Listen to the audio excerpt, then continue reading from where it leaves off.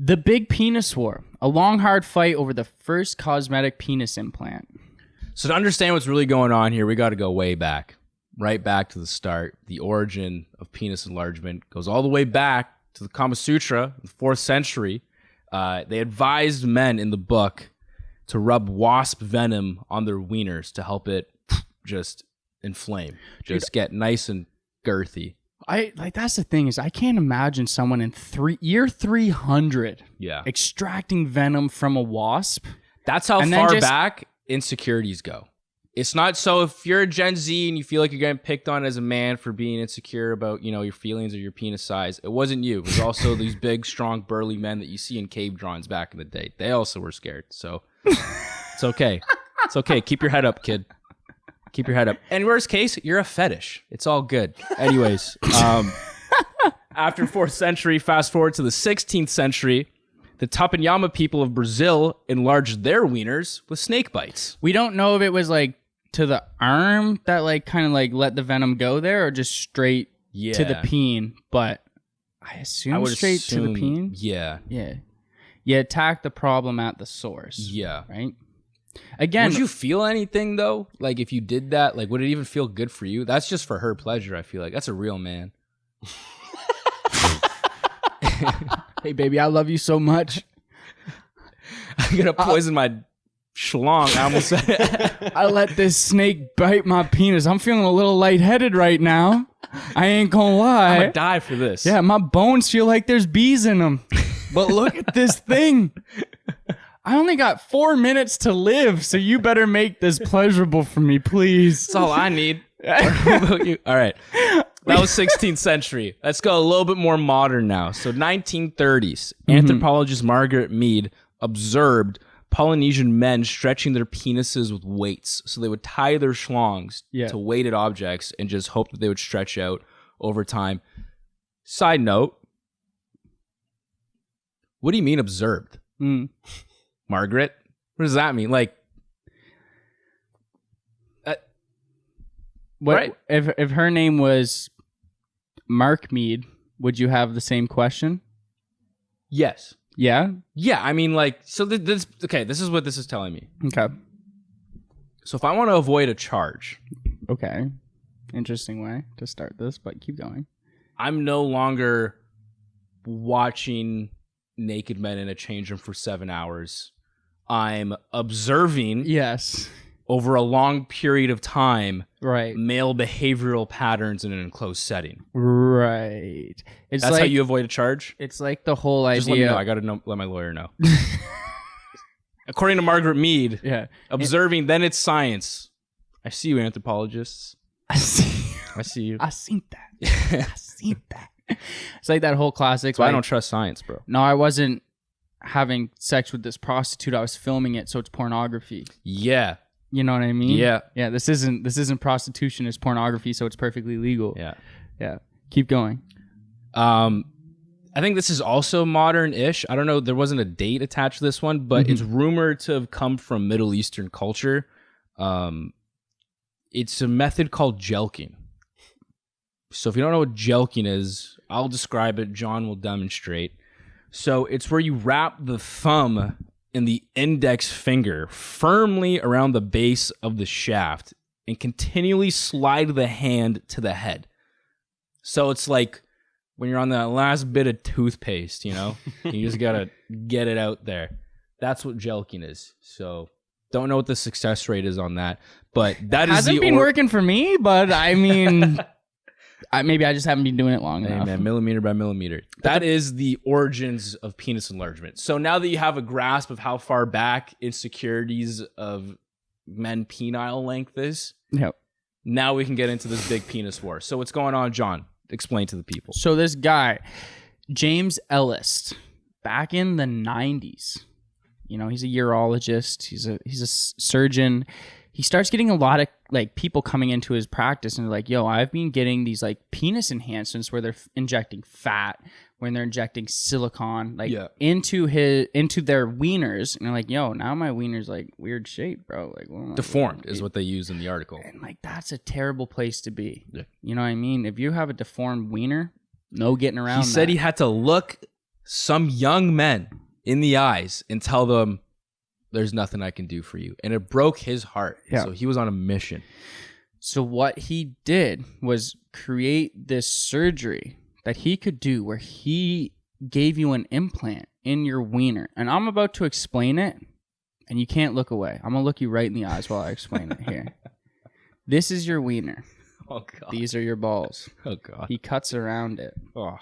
He takes his finger after they're separated. Like we're at this point now. Okay. He takes his finger and he slides it up. Seductively. Sexually. And then, as if it was a sausage tube with sausage filling, he takes the filling out. Oh my God. It makes that noise too. As he flops it out. Now you got flop. You got flop. Oh. And you've got this white-like organ, he says.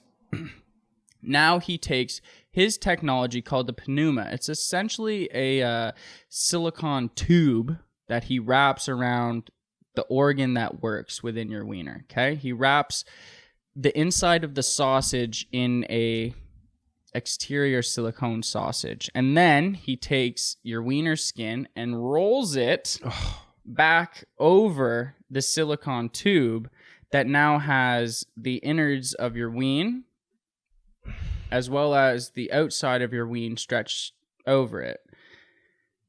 And now you've added anywhere between 1 inch to 2 of girth and 1 inch to 2 of length on your wiener. Still functionable. Still functionable. Pneuma is a combination of the words penis, new, and man. That's where the name derives from. Selling point right there. All men need is a conjunction of words. So he got it FDA approved, and it's the world's first FDA cleared cosmetic penile implant. But it's got a 510K approval from the FDA, which means it's not actually technically legal. It's legal, but it's legal to market and sell. It's a weird gray area loophole that a lot of people use when they're launching products out there to get by the FDA stuff, but it's approved to market legally. So that's what he did. And he marketed it as the world's first, FDA cleared penile enlargement thing. And he put it in some magazine ads and it grew a lot of attention. This is back in 2002. And 2004, I think he got approved. 2004, yeah. And then thousands of people were knocking on his door. Thousands of men. Yeah. Yeah. So anyways, just had to clear that up. Cut our audience in half with this story. It's another good surgery joke, man. You're killing that. So anyways, yeah. Also, he mentioned that he only does sizes large to extra, extra large because, in quotes, nobody wants a medium. Yeah. Especially when it costs $17,000. Yeah. So that's my thing. It's he gave some case studies of a guy who had a disease. Is it a disease? A condition called buried penis. Yeah, so buried penis or buried penis is when your flaccid cack is so small that it's literally like turtle shells into your nards. Yeah, like turtle head into the shell. Just disappears. It's literally a mushroom top. Not even. Yeah, barely. So that's the medical term for this is called buried penis. Yeah, right in there, right into your nuts. So the Pneuma fixed that. Yeah, so this guy gave this guy a new look on life and a new just length, bro. It's actually a great success story. It's an amazing story of this guy. Gave him a new lease on life. Yep. And it's the thing is that was my question about no one wants a medium, right? Sizes are large to extra, extra large. But when's the cutoff? Because if you have buried penis, the step up, that's the small, you're looking at inversion here almost. Negative penis length. A negative penis length. Yeah. That's a hard sell. He's an innie. He's an innie. How are you about to give this man a large? Yeah, I mean large compared to what it used to be. Oh, so it's a contextual thing. I think so, Oh, interesting. Yeah. Interesting. There's different weight classes. Yeah. So he's a heavyweight. No. Yeah, he's like the best of the small weights. He's about to move into welterweight. Yeah. Okay. But dude, it literally changed this guy's life. So this guy that had buried penis, he was a 52-year-old man. He got the surgery. Right. And he said he had more confidence with women, improved his sex life. Mm-hmm. He said it feels natural enough that his partners can't even tell it's there. And in quotes, it says, "I walk around naked around the room now and don't have any issues." Interesting. The confidence level is through the roof, like all because his penis gained 2 inches. Good for him, man. I honestly... There's a macro problem here, I think. But before we get into that, here's where the big penis war comes into play. So, this guy, Robert Cornell, this is the anti-hero? Is that what we call him? Because here's the thing is, so James Elist, the guy that came up with the Pneuma, sorry.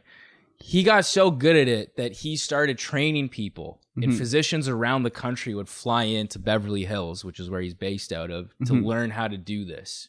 One of them was Robert Cornell. And so this guy came in to do his training, and he asked hella questions, stood on stools to get the bird's eye view, watched 2 procedures back to back, bro. Just was like, culture vulturing without anyone knowing. He flies back to Houston. Well, he didn't even finish the training. No. So he went there for training, and then at the end of the training, he had to sign an NDA, so he dipped. He got out of there. Asked hella questions, got everything he needs to know. In the NDA, it says, if you take anything from this, any of this information, you need to use it to either collaborate or advance the technology that Pneuma is working on right now. So this Cornell guy, he brought it back to Texas, and he got a lawyer who found a loophole where like, well, technically you still can make your own product. Exactly, because he asked this guy, Elist, a crazy amount of questions about the future of Pneuma and was like, what are you going to do? And he's like, I got these ideas for air pockets. I got these ideas for dissolvable mesh. Like, he's got crazy ideas for this because Elist has been at this for a minute. He designed a pump that men could use. Men who are impotent, a pump that was an air pump. I'll just classify what type of pump it was. And the air pump was in your nuts. Literally like the shoe from the early 2000s. Yeah, like those RBK skates you used to wear with the green button on the side, and they were sick because you could pump them bitches up right to your heel size, right to fit you. This guy had one of those installed in your nutsack. Yeah, and you would go.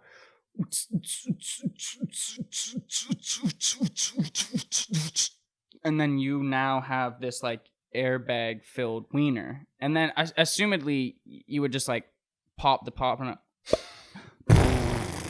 it would just deflate at the end of it. This is back in the 90s, bro. Yeah, this was ahead of his time. Yeah, kind of a pioneer, if I must say so myself. So anyways, this guy Cornell in 2017 goes back to Houston, and he starts taking all these ideas that he heard based off questions he asked on how to build a better prosthetic penis.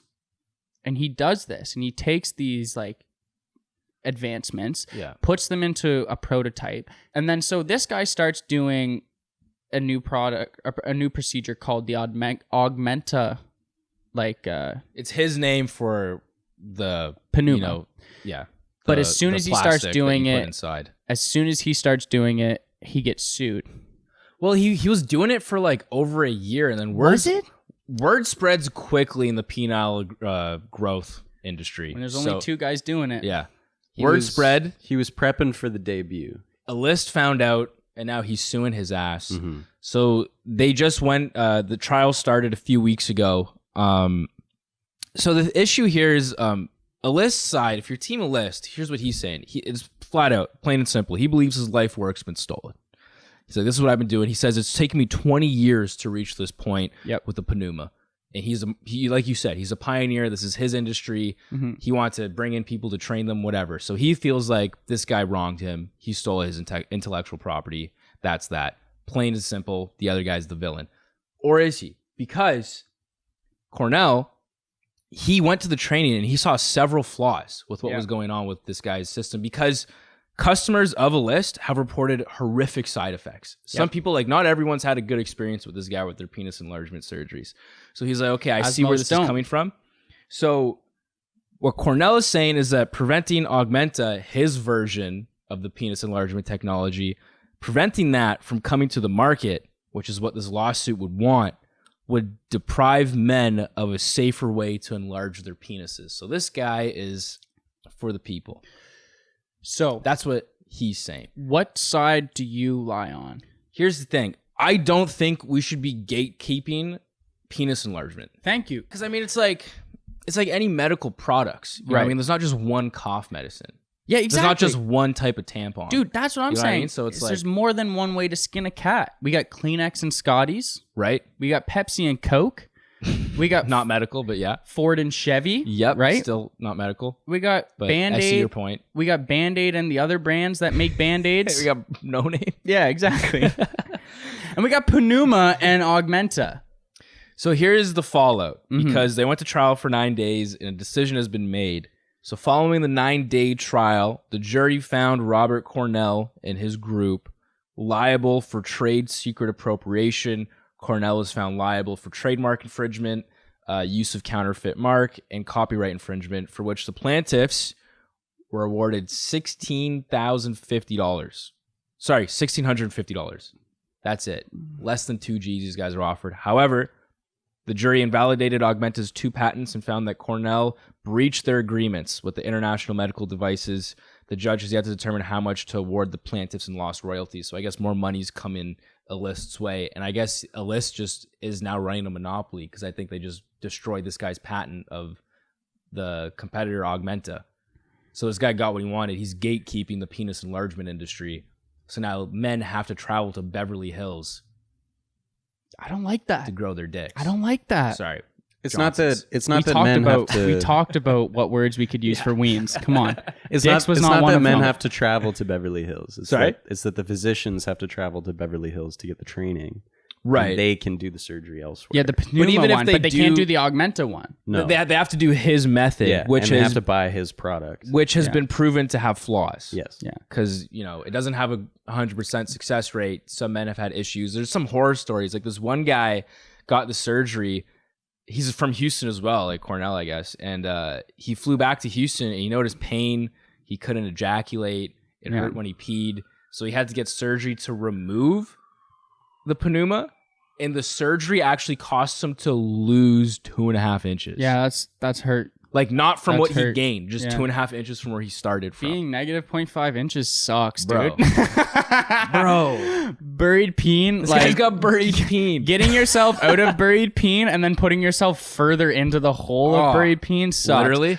Um, So, because yeah, like we said, this guy's from Beverly Hills, and he started with the pump in the 90s, yeah. and he's a urologist, so he specializes with the Johnson. So he was thinking of ways, because he lived in Beverly Hills, so he said he's seen it all the time. People getting breast implants, lip injections, all this kind of procedures, and he was like, "Why can't we do the same with the penis?" Makes sense. And then he told his doctor colleagues, and they were like, "You're crazy. You can't do that. It can't be done. It can't be done. It's been tried before. You can't do it. Trust me. You can't do it, Johnson." And he was like, "Don't tell me what I can't do." Full John Locke style.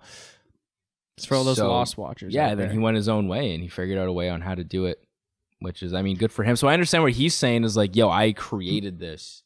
You know what I mean? Like, so I should reap all the benefits of it. I understand the ego coming in the way Yep. with that, but it all comes back to the ego involved. This is just describing men, this whole story as a whole, the ego and the inability to deal with, small penis syndrome, men that create these ideas and we want to just own them. We can't share the wealth. It's all of ours. This whole story to me it screams ego. That's all it is from all angles of it. So The here's people that want the surgery, the people that created the product, the people that are gatekeeping the product. This is men. so This is how we do. when it comes to ego, as a man, you go and get penis enlargement surgery. You letting a dude do it to you?